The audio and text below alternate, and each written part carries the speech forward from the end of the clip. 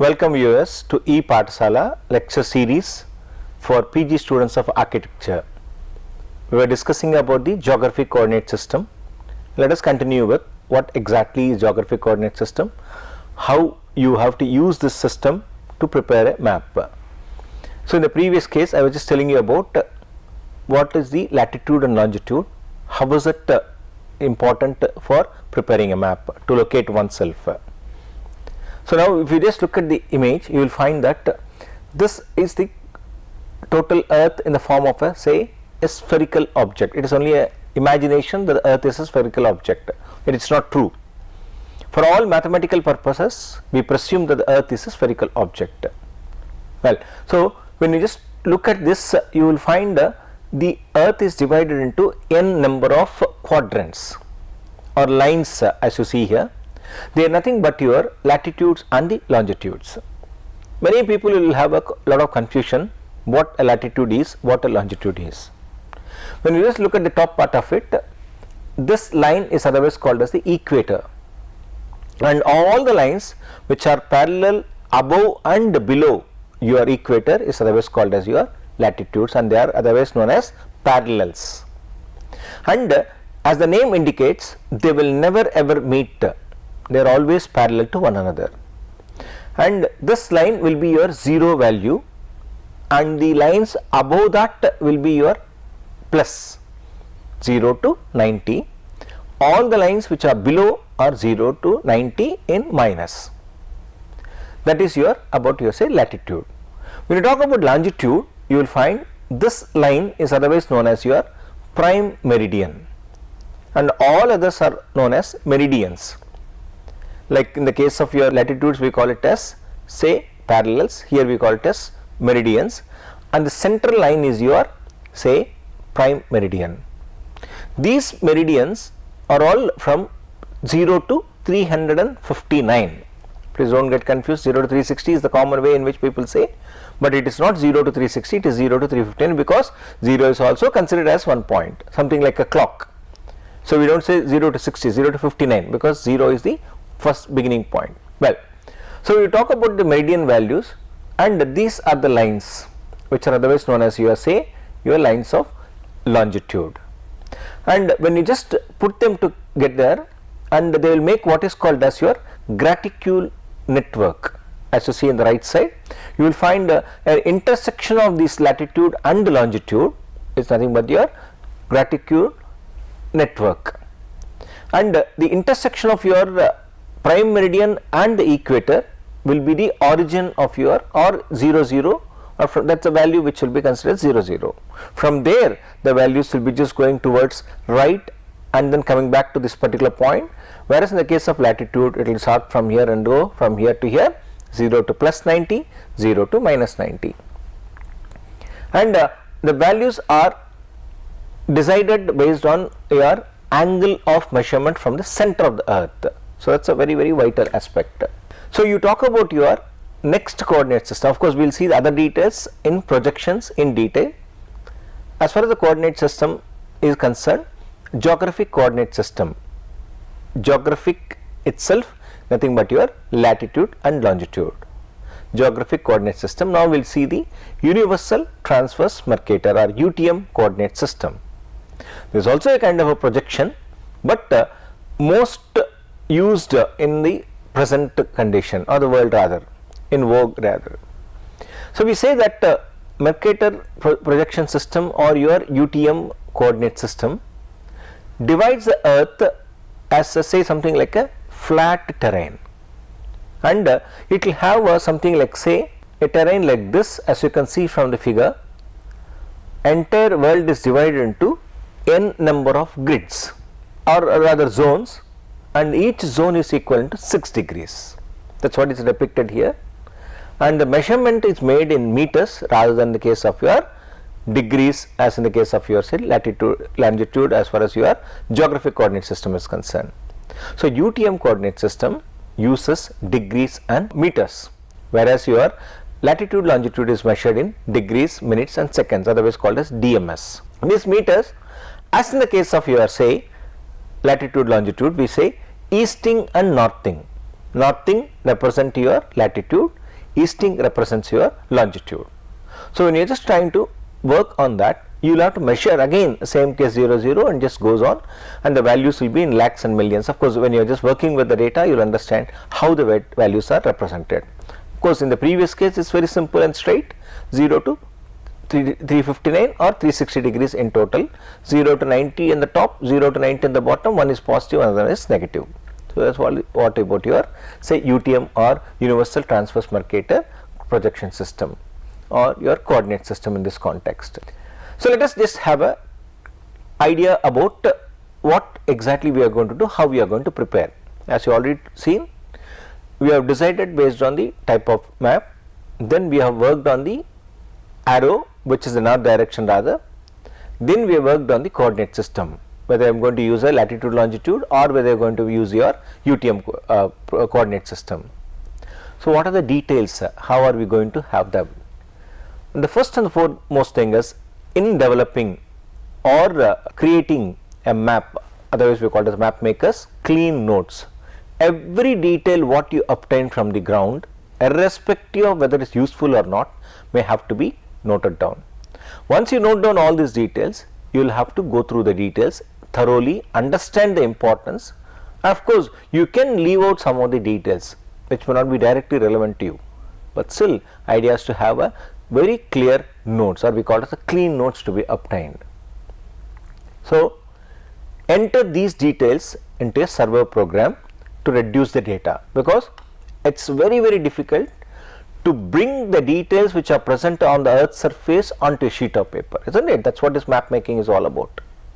So when you are trying to transfer the details from the earth's surface onto the sheet of paper, you should rather reduce the data, that is from real world to your sheet of paper. So then of course, as far as the other details are concerned, we also have to get the clean data as far as the line plot. What are the lines where should we start, where should the origin be, because that will decide the actual map making. Then we talk about the plot, line plot. What line plot? What are the lines you are going to use? Horizontal lines, vertical lines, inclined lines, or whatever is that plot. You tell the system from where you should start, from in which direction you will have to move to obtain the lines, get the line plot.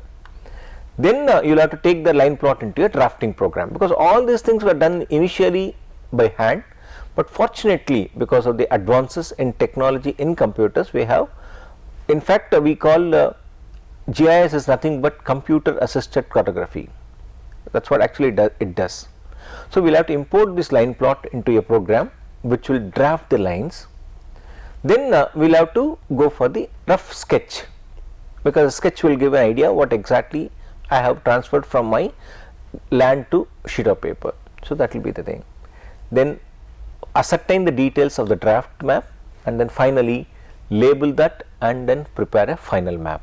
So this is what actually we are doing in the case of a map making.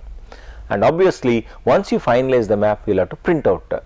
A printout will be more of a hard copy, whereas a final map making will be in a soft copy. Whichever format, whichever mode you want to have it, you can store the data. Reducing of data, as I was just telling you, initially it was done by hand. There are many ways in which you can do, but of course now everything is done graphically. Not many people are there, but still if you just try to recollect what I told you last class about your say a graphical representation in 3D, it is all done using say your hand only. But still nowadays it is very much convenient, you can use graphical methods and then get the data. So what is the advantage of that? Is that when I am using a computer, I have the advantage of it is a relatively low cost aspect. Second is it is updatable easily, it is editable easily.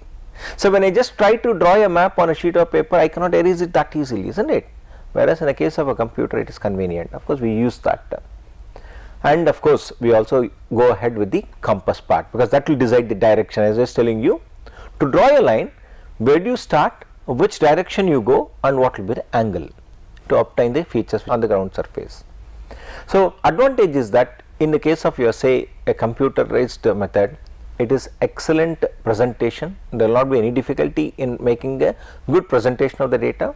It is supported well by various formats. From one software to another software you can take care, and it's much easier to use.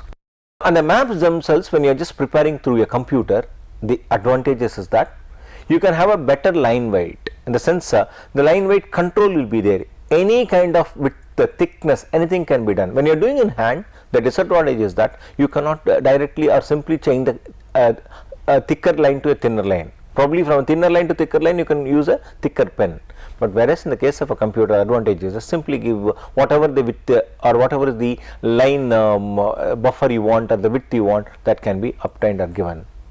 Of course, color, changing of colors, this is all one straight one. Typesetting, what details you will have to input into the map, all this can be brought.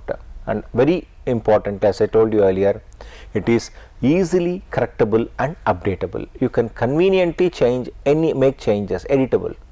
Something I think you must have heard about typewriting machine. It was very difficult in those days, rather nowadays, to type even a single sheet of paper, especially for research purposes, because any kind of correction, either you have to make it on that, if it is not acceptable you have to retype the entire thing. But nowadays, nothing is impossible. You just use a computer and make changes very conveniently.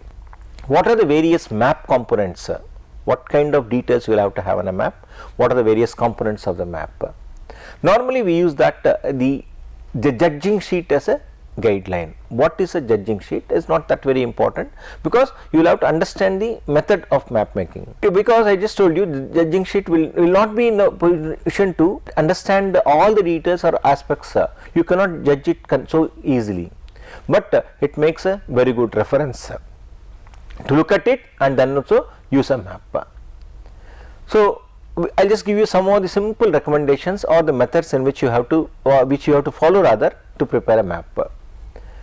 So something like, say, first thing is the name. So in this context I have used a cave because a relatively tougher method of representing or creating a map for a cave. Name of a cave, it may sound very simple, but you cannot use as you like. A name should be very legible. You should not use any kind of abbreviation.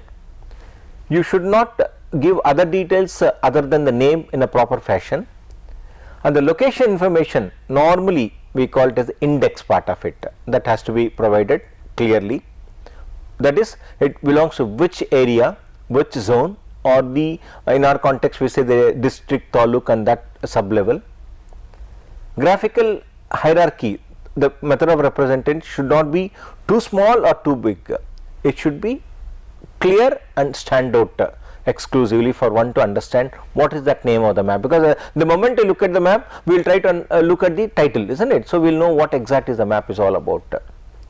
And the font size should emphasize on the map name rather than on, say, your color. It should be pleasing to the eye, and you should also not underline the heading, so that's the title should not be underlined. As you just see here, some example: Ixobel River Cave, and you can say Taka One Day Cave, Poptum, Perton, Guatemala. So you just give all the details here. A simple method of representing, this is the way in which you give that. Or also you can also decide which font you want. Of course, that's all left to the individual to make it more appealing. So this was I was telling you about the index part of it. So you can see here a simple example, an index map. Of course, don't worry about the area part of it, just to give you an idea. It belongs to, you say, Karnataka, Chikmagalur. In that you have the Chitradurga, Tumkur and Hassan districts. So a district map is otherwise called as the administrative index map, indicating from where you have taken that detail, and this particular map belongs to which area in a given terrain. An entrance, one of the toughest jobs to give to you, say in a case of preparing a cave map. The cave map, when I am just trying to prepare, it should have an entrance properly, and if I am sure that I am going to have an exit for that particular cave, I will have to represent that also in the map, isn't it? Because people will be moving or using that for trekking purposes or general tourism spot. So these details have to be depicted in the map thoroughly. So it should mark out the entrance clearly, and that should stand out properly. So what it should be, you should also give importance to other aspects of the cave, not only the entrance part of it. You can see here a simple example of how entrance is given here, isn't you see here, and a mine shaft, how it is given, and where entrance is given in these things. Okay, so that's one part of it. So we talk about the symbology, the symbols, how we use, what you use in a map is very, very important. The clarity should be there, and the font shade should be proper, it should be understandable very easily. It should be a kind of, say, self-explanatory. You need not necessarily explain that, but sometimes we may have to explain the symbology also, because that will require a understanding of the map thoroughly. So one has to understand the map thoroughly, he has to understand what exactly the abbreviations are, what are the symbols are. You should not have something like a symbol which is not understood by anybody. For example, if you just give an abbreviation, you can give an abbreviation in the map, not the title I was telling you. If you are giving an kind of a, say, your abbreviation, that should be easily understandable with the context of the map, otherwise it will not be of any use to you. So you can also give a legend or a key to the map to explain what the symbols are all about. Every symbol what you use in the map should be detailed. It may be simple, but still that have to be done. It should be clear, easy to understand, and not crammed up or cluttered together.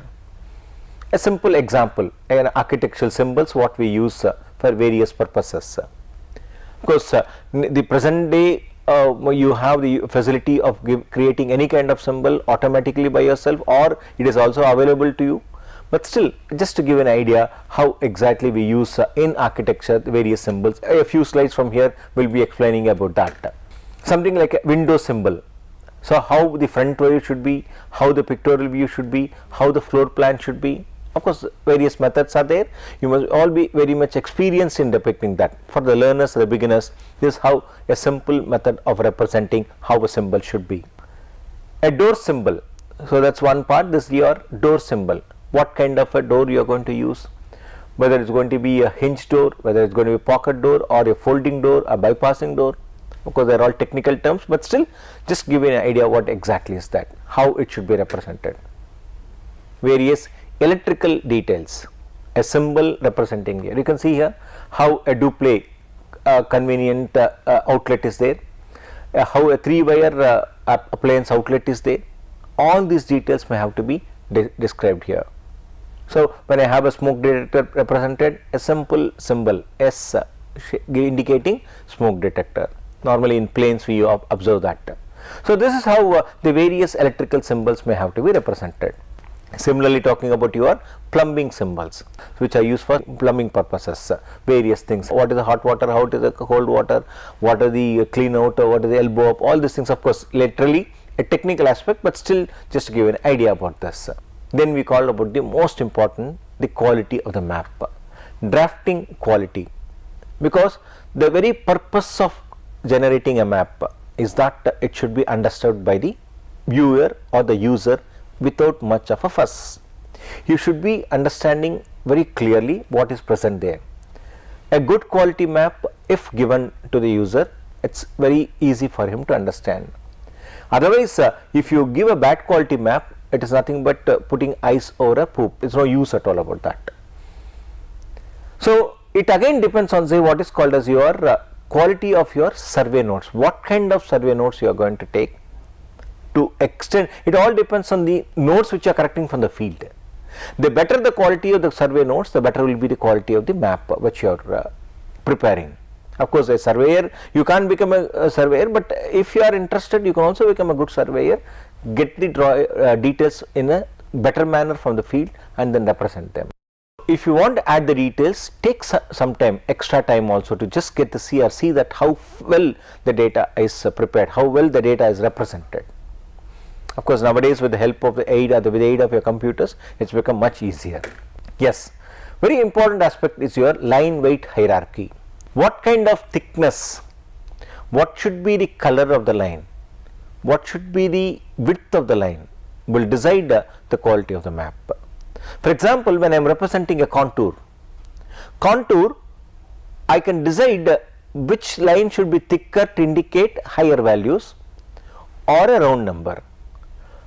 In the case of 50,000 scale, my contour lines will be 20 meters followed by 40, 60, 80 and 100. Invariably we use a thicker line for, say, 100 meters, 20 lines for a thinner. So the moment I look at the map, I will know what is the, where all you have the 100 meters, 200 meters, 300 meters contours. So that's a way that plays an important role. Many times when you are representing a road network, so for example you have a national highway, state highway and other roads, or a district highway. What you are supposed to do is that obviously you need not bother about to mention what is what. The thickest will be a national, relatively thinner will be a state, and much thinner will be a district roads, and you can also have local roads, much thinner. It's always preferable to have same color for that. That will throw a better understanding.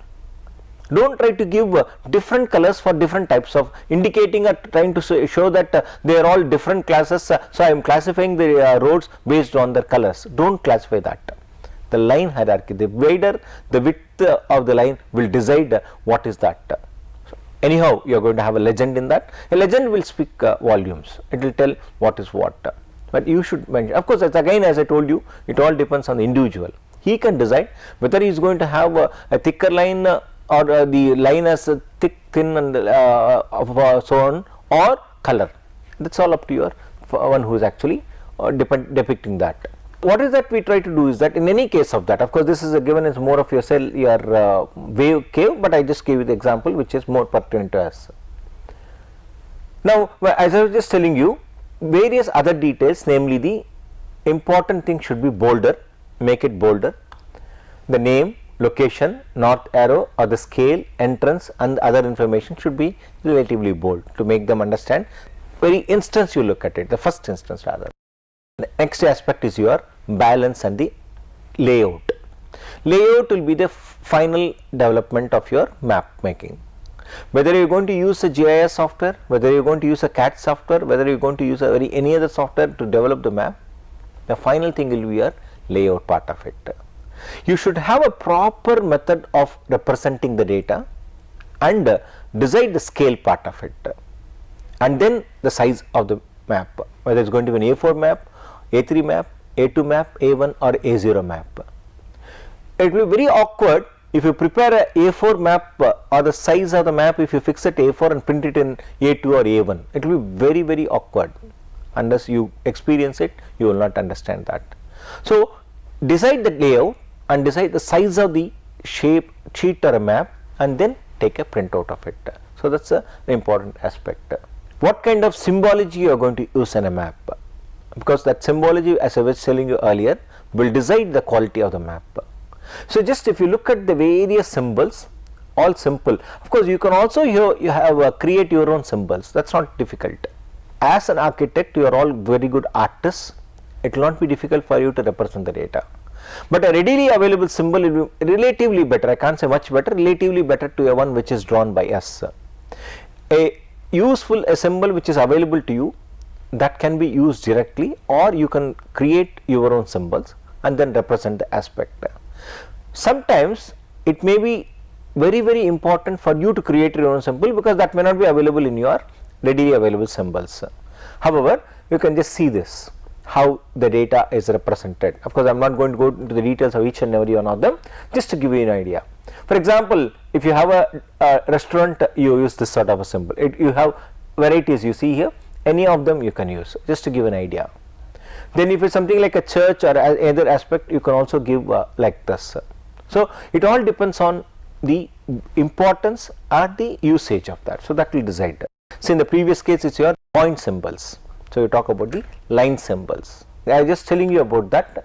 The thickness that will decide the style. You can see here highway, how it is there. The first context your national highway, then your state highway, paved road, dirt road. Of course, here in this context they used even the different color depending upon the importance there.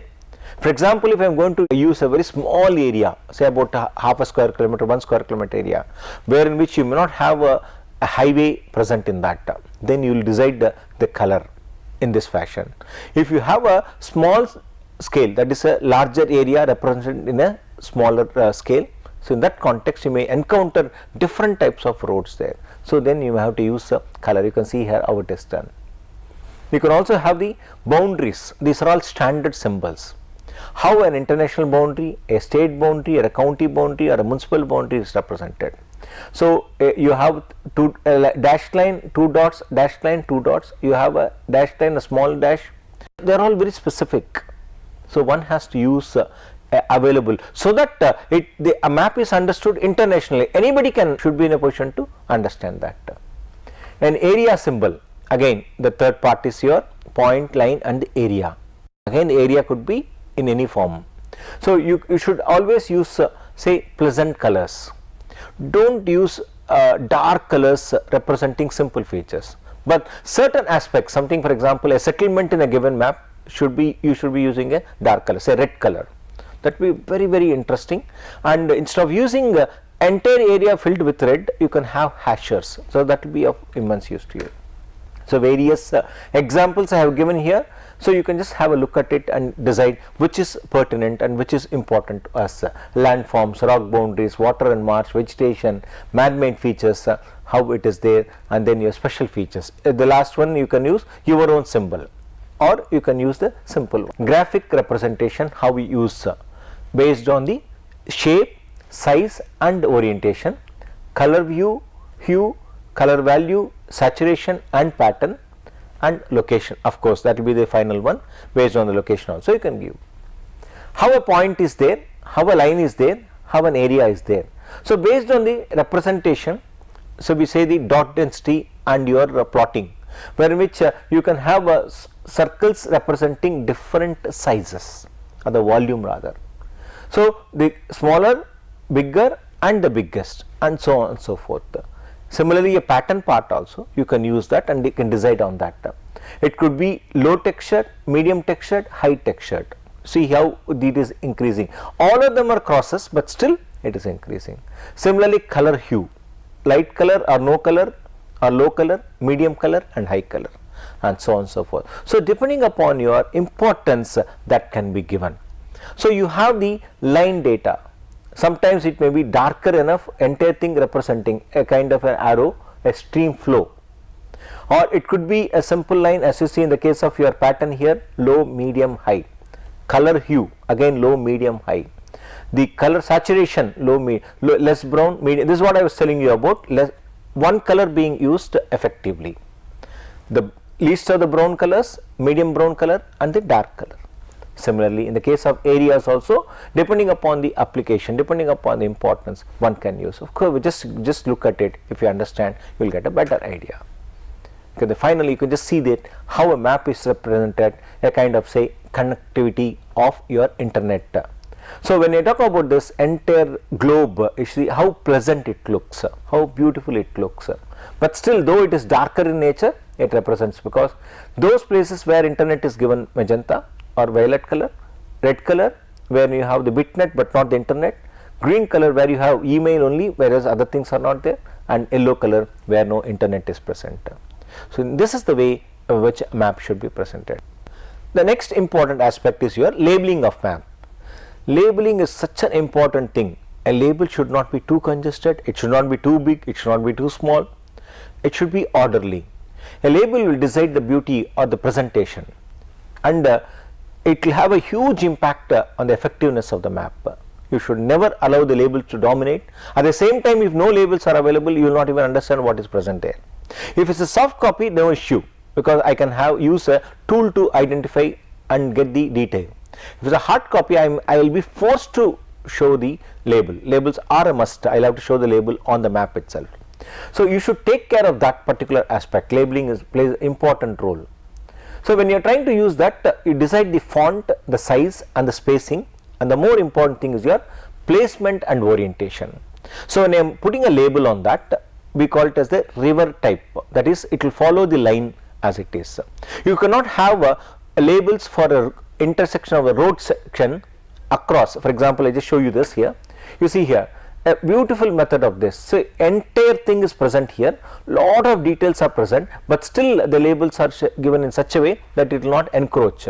You can see here in this context labels are oriented parallel to the object. Here the object is your line data, and the line again is a kind of a aerial data, where in which you can find that it is orienting. Just imagine what will happen if I just give the labels along the road.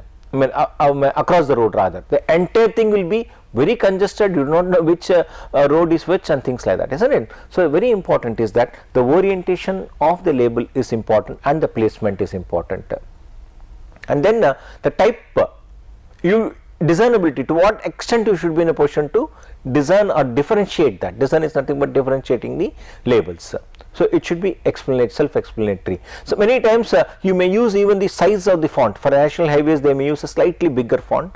For other roads they may use a smaller font. So that also designability will take time. And then you should have the details about, say, hierarchy of the feature and the importance of the feature. I just told you about the highways details. Like for example, you can see here Mumbai, Bromley and then London. So how it just varies slightly and thicker, and then this is in capital. Always it's better to use automated method. Of course nowadays nobody is doing anything like a manual method. It's always better to go for a automated method to label that. You can have a control over that. You can see here different maps, different styles and different colors with a background with various colors you can see here, and then decide what exactly is the method of. Despite having so many details on the map, I can literally read every individual road here. So that's what is the important of naming. The final part of this cartography is that map versus, say, your globe. Map as such is a two-dimensional representation, whereas a globe is nothing but a two-dimensional representation of a three-dimensional object, or that is your map part of it. When you talk about the globe, it is a three-dimensional aspect. All of you must have seen a globe so many times in your life. So when you talk about map representation, I just given you a simple idea of a coordinate system. We talk about the projection system. The projection system again depends on what kind of or what type of projection I am going to use to transfer the data from lands to your map or a sheet of paper. It could be a cylindrical projection, it could be a conical projection, it could be an azimuthal projection, or it could be any other projection in which I can represent the data. Or of late the people are talking about a mathematical way in which present the data. Instead of using the direct method of cylindrical or your azimuthal or your, say, your conical, you can use the Robinson method. It's otherwise called as a compromise method.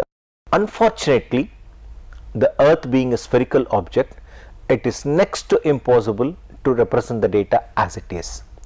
Hence it will be introducing some distortion with respect to, say, shape of the object, size of the object, orientation of the object, or your direction and distance. So that's these are the various aspects or your distortions which are introduced into the map.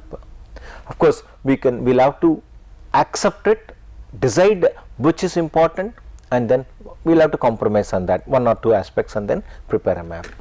Of course, just to give an idea about that, of course this is your conformal projection or equivalent projection, cylindrical projection, the conical projection, or the planar projection. Of course all these details we will be seeing in the next episode about projections in GIS. So this is what I was telling you about your Robinson projection, very otherwise called as the compromise projection, which is in vogue most of the time. So what kind of ethics one has to follow? So it's not that very important, but still I thought I could just tell you. Never lie about the data. Try to collect as many details as possible and then impart them on the map. Try to show the best method of your line or hierarchy, follow a proper hierarchy. Don't try to give too many details, at the same time don't try to suppress the details. So one has to follow a very, very healthy code of ethics to represent the data. The data should be easily readable, it should be understandable by because the very purpose, I don't know how many of you are aware, most of the foreigners, despite having the best of the phones, they will be having a hard copy map in their hand. You may have the best of phones and the best of details, but still a hard copy map is a hard copy map. You cannot avoid that, you cannot deny that. You cannot say I have a excellent smartphone, I can get every detail, but still a hard copy map is very useful, because there may be various reasons for the failure of that, but this will never fail. So I think this is what is all about your map making. Thank you.